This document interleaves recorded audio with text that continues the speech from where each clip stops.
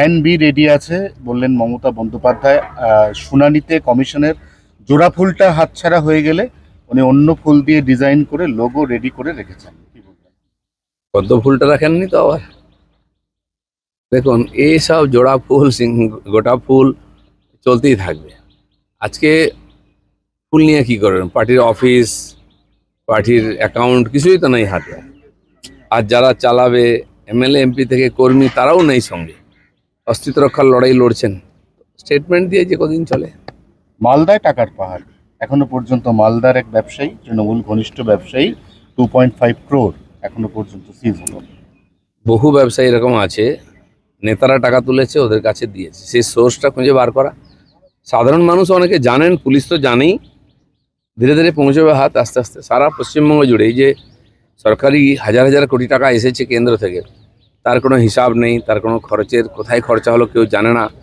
সমস্ত ডিপার্টমেন্টে সেই ফান্ডই নেওয়া হতো যেটা লুট করা যাবে।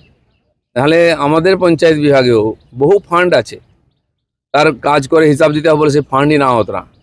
হাজার হাজার কোটি টাকা নিত না, কারণ কি?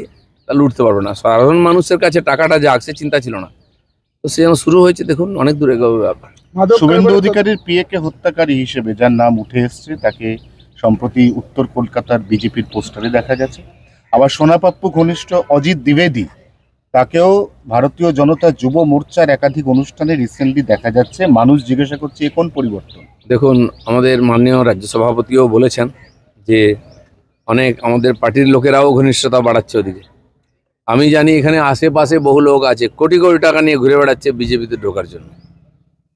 টাকা তো সবার ভাল লাগে, কিন্তু এখনো পার্টি এদেরকে ঢুকতে দেয়নি।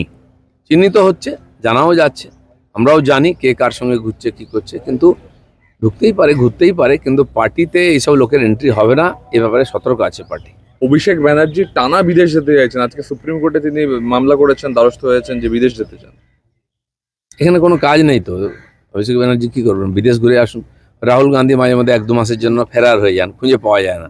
আমার মনে হয় সেই কালচারটা নিয়ে আনতে চাইছেন। আচ্ছা, জয় গোস্বামী তিনি কালকে বলেছেন তিনিও নাকি তৃণমূল আমলে থ্রেড কালচারের শিকার।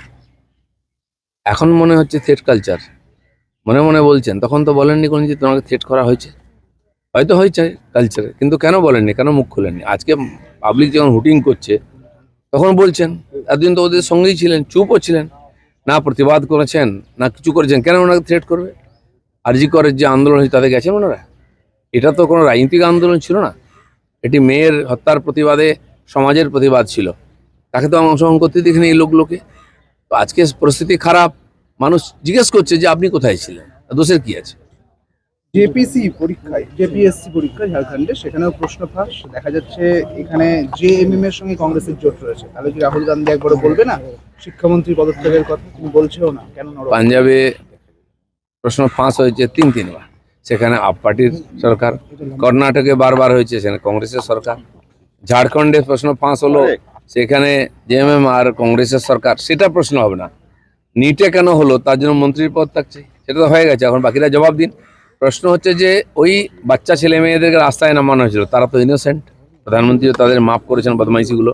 কিন্তু যারা তাদেরকে অপারেট করেছে, তাদেরকে রাস্তায় নামিয়ে নাটক করেছে, সেই লোকগুলোকে জিজ্ঞেস করতে হবে, এবং সেই কটা লোককে খুঁজে বার করতে হবে, আইনের সামনে আনতে হবে, যারা এই ধরনের উৎপাত করেছে। মাদক কারবারের তদন্তে নেমে দক্ষিণ দিনাজপুরেও সেখানে বিপুল টাকার হদিশ মিলেছে। দেখুন, টাকা তো সব জায়গায় আছে, মাদক বলুন, সোনা পাচার, গরু পাচার, পাথর বালি থেকে আরম্ভ করে, এবং সোজাসুজি সরকারি প্রকল্পের টাকা লুট হয়েছে। আমরা জানি, তার জন্য উন্নয়ন হয়নি। আই পর্যন্ত বেরোতো না, এখন সবে বেরোতে আরম্ভ করেছে। প্রতিদিন দেখবেন এগুলো বেরোচ্ছে। পুলিশের কাছেও তথ্য আছে, তারা কিছু করতো না, ভয়ে চাপ ছিল বলে। শুরু হয়েছে, চলবে এখন। আচ্ছা, তসলিমা নাসরিন তিনি বলছেন যে মাদ্রাসাগুলো বন্ধ করে সেকুলার স্কুল করে দেওয়া হোক। আগে উনি এ ধরনের কথা বলেছেন, এখন তো তিনি এক আইন ইউসিসিরও সমর্থন করছেন। এই সরকার যে কাজ করছে তার সঙ্গে উনি একমত হয়েছেন, বঙ্গবাসী একমত হয়েছে, উনি একমত হয়েছেন। ভালো কথা, উনি ওনার মত পরিষ্কার করে বলেছেন। দলের শৃঙ্খলা রক্ষা কমিটি তোলাবাজ নেতা কর্মীদের নিয়ে কি ভাবছি? এদের তো মানুষের কাছে ভুল বার্তা যাচ্ছে। শৃঙ্খলা রক্ষা কমিটি এই জন্য আছে যে পার্টির শৃঙ্খলা কেউ ভেঙেছে কিনা। বাইরে কিছু করলে তার জন্য পুলিশ আছে, তারা দেখবে। আর আমাদেরও বক্তব্য যে আমাদের লোকেরা যদি এই ধরনের কোনো উল্টোপাল্টা কাজে যুক্ত হয়, সাধারণ মানুষের অধিকার আছে তার বিরুদ্ধে কমপ্লেন করা, পুলিশও কমপ্লেন করা, পার্টিকে জানানো, পার্টি তার ব্যবস্থা নেয়। অলরেডি 200-250 লোককে আমরা সাসপেন্ড করেছি এবং এই প্রক্রিয়া চলবে। দলে তৃণমূলের বেগুন আটকানো কিভাবে সম্ভব? না, পার্টির পুরো সিস্টেম আছে, যে কেউ কাউকে প্রধান আমাদের প্রেসিডেন্ট বলে দিয়েছেন কাউকে না হবে না, তো কাউকে আমরা জয়েন করাচ্ছি না। হাজার হাজার লোক আসছে পার্টিতে জয়েন করার জন্য, না হয়নি কোথাও। বাংলার রাজনৈতিক চেতনার মজ্জায় মজ্জায় দুর্নীতি, এই অবস্থায় নেতাকর্মীদের বাঁচিয়ে রাখবেন কিভাবে? বিজেপি সারা ভারতবর্ষে ক্ষমতায় এসছে, সব জায়গায় দুর্নীতি ছিল, বড় নেতারা জেলে গেছেন, কিন্তু বিজেপি ডুবে গেছে বা দুর্নীতিতে নিমজ্জিত হয়ে গেছে এটা কেউ বলতে পারবে না।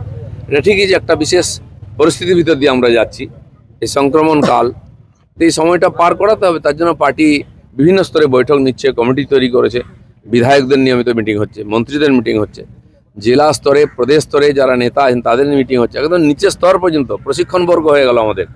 এক একটা মণ্ডলীতে 150 সংখ্যার লক্ষ লক্ষ কার্যকর্তাকে যারা পার্টিতে নেতৃত্ব দিচ্ছেন তাদের নিয়মিত প্রশিক্ষণ এবং তাদের উপরে নজরদারিও চলছে।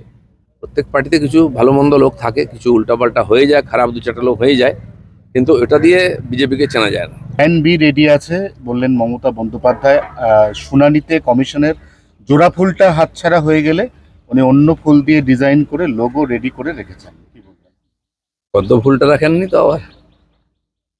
দেখুন, এইসব জোড়া ফুল গোটা ফুল চলতেই থাকবে। আজকে ফুল নিয়ে কি করবেন? পার্টির অফিস, পার্টির অ্যাকাউন্ট কিছুই তো নেই হাতে। আর যারা চালাবে এমএলএ এমপি থেকে কর্মী তারাও নেই সঙ্গে, অস্তিত্ব রক্ষার লড়াই লড়ছেন। স্টেটমেন্ট দিয়ে যে কদিন চলে। মালদায় টাকার পাহাড়, এখনো পর্যন্ত মালদার এক ব্যবসায়ী, তৃণমূল ঘনিষ্ঠ ব্যবসায়ী, 2.5 crore এখনো পর্যন্ত সিজ হলো। বহু ব্যবসায়ী এরকম আছে, নেতারা টাকা তুলেছে, ওদের কাছে দিয়েছে, সেই সোর্সটা খুঁজে বার করা। সাধারণ মানুষ অনেকে জানেন, পুলিশ তো জানেই, ধীরে ধীরে পৌঁছবে হাত আস্তে আস্তে সারা পশ্চিমবঙ্গ জুড়ে। এই যে সরকারি হাজার হাজার কোটি টাকা এসেছে কেন্দ্র থেকে, তার কোনো হিসাব নেই, তার কোনো খরচের কোথায় খরচা হলো কেউ জানে না। সমস্ত ডিপার্টমেন্টে সেই মানে ফান্ডই নেওয়া হতো যেটা লুট করা যাবে। তাহলে আমাদের পঞ্চায়েত বিভাগেও বহু ফান্ড আছে, তার কাজ করে হিসাব দিতে হবে বলে সে ফান্ডই নেওয়া হতো না, হাজার হাজার কোটি টাকা নিত না। কারণ কি? তা লুটতে পারবে না। সাধারণ মানুষের কাছে টাকাটা যাক সে চিন্তা ছিল না, তো সে যেন শুরু হয়েছে। দেখুন, অনেক দূরে ব্যাপার।